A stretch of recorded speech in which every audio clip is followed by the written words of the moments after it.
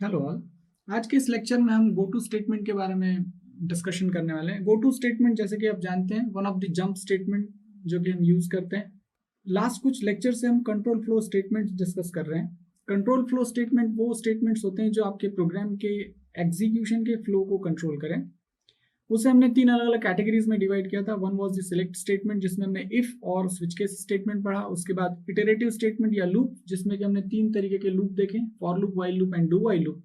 और तीसरी जो कैटेगरी थी that was the jump statement. और जंप स्टेटमेंट में हमने continue statement, break statement, return statement discuss किए।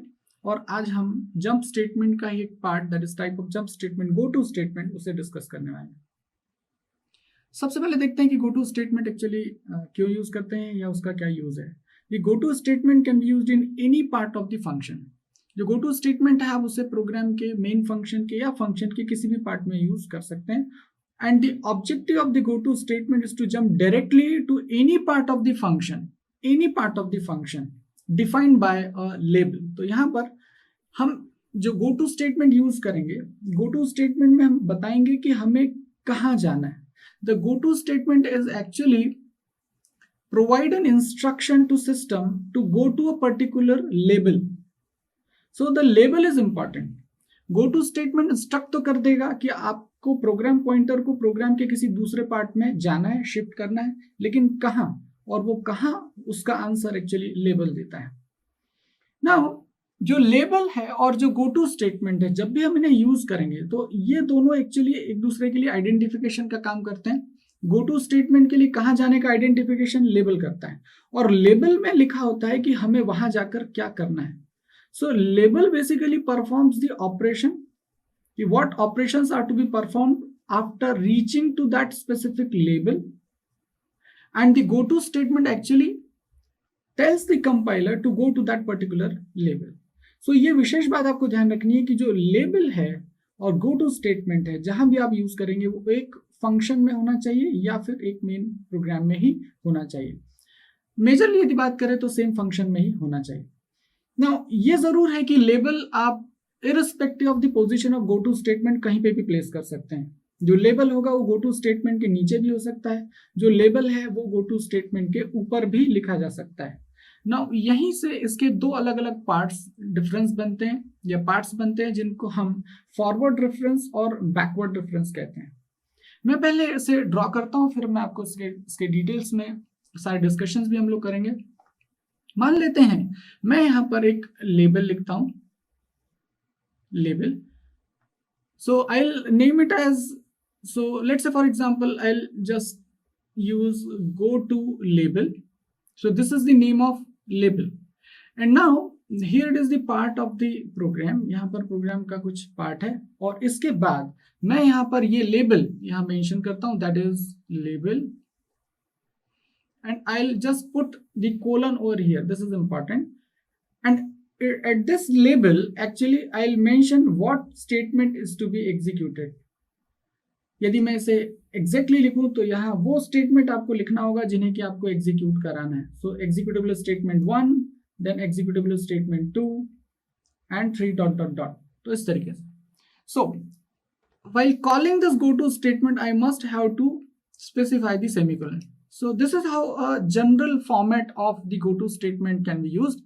तो यहाँ पर आपको go to statement, this is the keyword, ये यूज करना होगा और बताना होगा एक लेबल के थ्रू कि हमें एक्चुअली गो टू स्टेटमेंट के थ्रू कहां पर जाना है। So this label is actually act as a argument to the go to statement, जो ये बताता है कि इस लेबल पर आप पहुंचे और वहां जो भी स्टेटमेंट है उन्हें आप एग्जीक्यूट कर दें ना। जहां पर लेबल गो टू स्टेटमेंट के बाद लिखा जाता है उसे हम फॉरवर्ड रेफरेंस कहते हैं।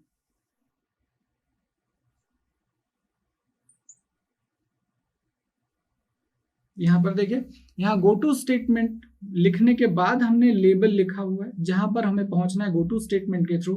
तो why this is known as forward reference, क्योंकि यहाँ आगे की तरफ आपको जाने के लिए कहा गया है। This is known as the forward reference. Now यदि मैं इसी को दूसरे तरीके से बात करूं, जैसे कि हम कह रहे थे कि आप ये लेबल और गो टू स्टेटमेंट कहीं पे भी लिख सकते हैं। हाँ, ये जरूर है कि ये सेम प्रोग्राम में होना चाहिए, सेम फंक्शन में होना चाहिए, लेकिन आप इसे गो टू स्टेटमेंट को ऊपर, लेबल नीचे, या लेबल ऊपर गो टू स्टेटमेंट नीचे, आप ऐसा लिख सकते हैं। सो फॉरवर्ड रेफरेंस जिसमें हमने अभी बात की, उसमें गो टू स्टेटमेंट ऊपर लिखा जाएगा और लेबल नीचे लिखा जाएगा। इसी का अपोजिट यदि मैं कुछ ऐसा लिखूं कि मैं सबसे पहले यहाँ पर लेबल लिख देता हूं, that is this is the label, and here I'll have to specify the colon and the statement whatever we want to execute. Let's say statement 1, that is executable statement 1, executable statement 2, और any statement जो आपको लिखवाना है वो आप लिख सकते हैं। इसके बाद यहाँ पर और भी कोड आपके पास हो सकता है लाइक दैट, और यहाँ आकर हम गो टू स्टेटमेंट यूज करेंगे, that is go to, and I ask this system to go to that particular label जो कि वहां ऊपर लिखा हुआ है। Again here I must have to mention the semicolon. Now यहाँ पर जो लेबल है वो गो टू स्टेटमेंट के ऊपर लिखा हुआ है, तो जब भी मैं गो टू स्टेटमेंट कॉल करूंगा मुझे ऊपर की तरफ जाना होगा, बिकॉज आई वांट टू, और this system will fetch you to that particular label, तो ये ऊपर की तरफ जाएगा। So this is known as the backward reference.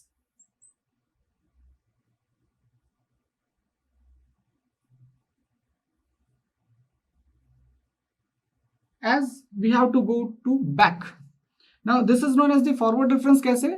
यहां से आपको इधर की तरफ जाना है, go to this particular label, so this is actually the forward reference। so there are two references, forward reference and backward reference. इस तरीके से हम यहाँ पर मेंशन कर सकते हैं। अब एग्जीक्यूशन कैसे होता है?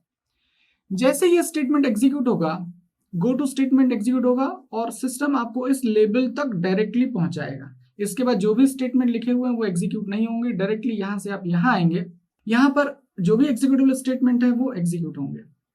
इस तरीके से यदि आप लिखते हैं तो इस केस में क्या होगा, यहाँ पर ये लेबल है, जैसे आपने कहा गो टू लेबल, आपका प्रोग्राम पॉइंटर जंप करेगा इस पोजीशन से इस लेबल पर, और यहां जाकर जो भी स्टेटमेंट होंगे वो एग्जीक्यूट होंगे। So this is how we mention the go to statement in syntax.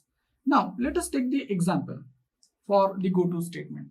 मान लेते हैं मैं नॉर्मली जब हमें 1 से लेकर 10 तक या 5 तक के नंबर प्रिंट कराने हो तो हम नॉर्मली लूप यूज करते हैं। मैं एक प्रोग्राम लिखने वाला हूं जिसमें हम दोनों ही रेफरेंसेस यूज करने वाले हैं, फॉरवर्ड रेफरेंस भी और बैकवर्ड रेफरेंस भी, और बिना लूप की मदद से हम कुछ नंबर्स को प्रिंट करने की कोशिश करेंगे। Let us start with, so starting with void main. उसके पहले हमें एक हेडर फाइल भी इंक्लूड कर लेंगे, that is hash include iostream .h।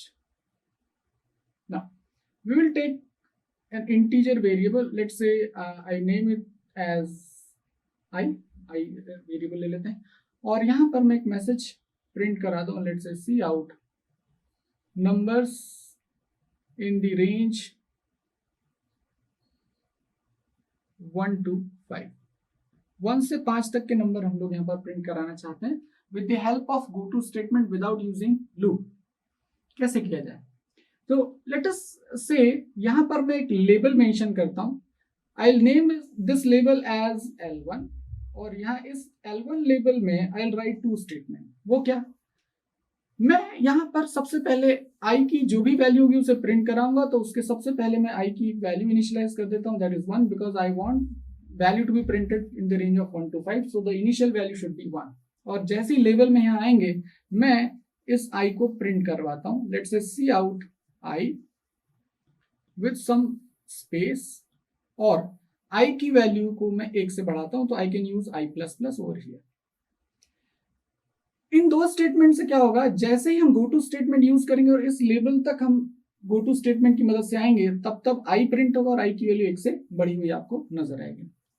Now इसके लिए अब मैं आगे चल के यहाँ पर इफ स्टेटमेंट लिखता हूं, तो मैंने लिखा हमें चूंकि वैसे तो 5 तक ही नंबर प्रिंट करने, बट फॉर द एग्जाम और एग्जाम्पल पर्पस मैं यहाँ पर लिखता हूं इफ i की वैल्यू लेस देन 10 है, एक्चुअली मुझे 5 तक वैल्यूज प्रिंट करानी, पर मैं यहाँ कंडीशन चेक कर रहा हूँ कि यदि i की वैल्यू लेस देन 10 है तो मुझे वापस इस लेवल पर जाना है ताकि i की वैल्यू प्रिंट हो और i की वैल्यू बढ़ती जाए। सो यहाँ पर मैं गो टू स्टेटमेंट कॉल करूंगा, गो टू, और इस लेवल तक इसे पहुंचाऊंगा। लेवल का नाम है L2 और मुझे यहाँ पर सेमीकोलन लिखना होगा, that is the part of syntax.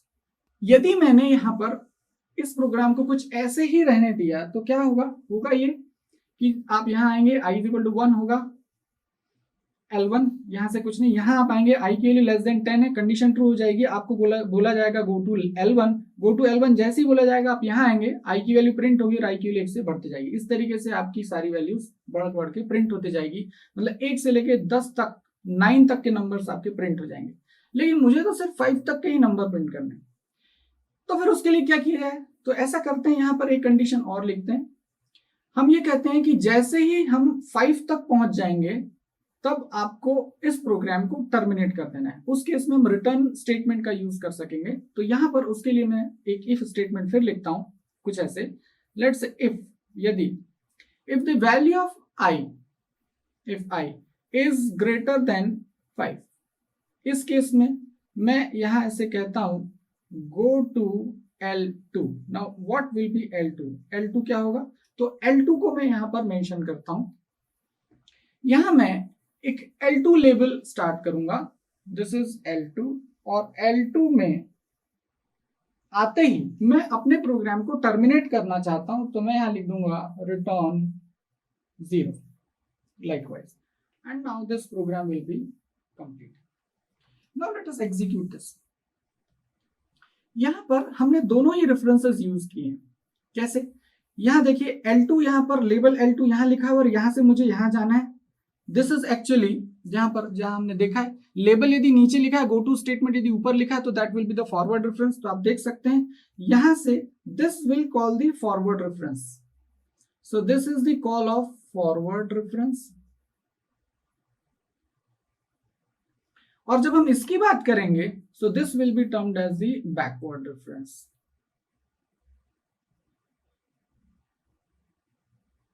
ठीक है, अब देखिए कॉलिंग करते हैं। कॉलिंग में क्या होगा? आप यहां से चले आ रहे हैं, i की वैल्यू 1 है, यहां पर आएंगे आप L1, if i greater than 5 this condition will be failed. यहां आएंगे i less than 10 condition is true, go to L1 जाएंगे, यहां आएगा i की वैल्यू प्रिंट होगी, that is 1, i is equal to i plus 1 से i की value हो जाएगी 2। फिर उसके बाद यहाँ चेक किया जाएगा i greater than 5 condition is again failed, तो यहाँ पर गो टू L2 की बात नहीं होगी, एग्जीक्यूशन नहीं होगा। आप यहाँ आएंगे i that is 2 is less than 10 condition यहाँ पे ट्रू हो जाएगी, तो गो टू L1 से फिर आप यहाँ आ जाएंगे। जब आप यहाँ आएंगे तो i की वैल्यू 2 प्रिंट होगी, i is equal to i plus 1 से i की वैल्यू 3 होगी। इस तरीके से ये वैल्यूज बढ़ते जाएंगे। कब तक? तो यहाँ i की वैल्यू 4 तक भी ये सब काम होगा। जब i की वैल्यू 4 होगी, i less then 4 condition true, अंदर आएंगे, गो टू L1 पे जाएंगे, 4 प्रिंट होगा, i is equal to i plus 1 से i की वैल्यू 5 हो जाएगी। फिर यहाँ i ग्रेटर देन 5, तो 5 greater than 5 condition is not true, तो यहां नहीं आएंगे, आप यहां जाएंगे। 5 is less than 10 condition true, यहां आएंगे, गो टू लेबल L1 होगा, यहां से आप फिर यहां आएंगे और यहां आके 5 प्रिंट होगा, i is equal to i plus 1 से i की वैल्यू 6 हो जाएगी। और जब आप यहां आएंगे 6 ग्रेटर देन 5 कंडीशन हो जाएगी ट्रू, और जब कंडीशन ट्रू होगी तो गो टू लेबल L2 के कारण आप यहां से यहां पहुंचेंगे और यहाँ रिटर्न 0 स्टेटमेंट लिखा है जो कि प्रोग्राम को टर्मिनेट कर देगा, जो कि हम लास्ट रिटर्न स्टेटमेंट जब हमने डिस्कस किया था तब हमने इसके बारे में बात की थी। और इस तरीके से आपका प्रोग्राम यहाँ पर टर्मिनेट हो जाएगा। तो ये जो प्रोग्राम है आपके लिए 1 2 3 4 और 5 यहाँ तक की वैल्यूज प्रिंट करके देगा, जो कि हमने यहाँ पर एग्जीक्यूशन करके अभी देखा। सो यहाँ हमने फॉरवर्ड और बैकवर्ड दोनों ही रेफरेंसेस भी यूज करके देखे, और गो टू स्टेटमेंट कैसे काम करता है वो भी हमने यहाँ पर डिस्कशन किया। So this is all about the go to statement. Thank you.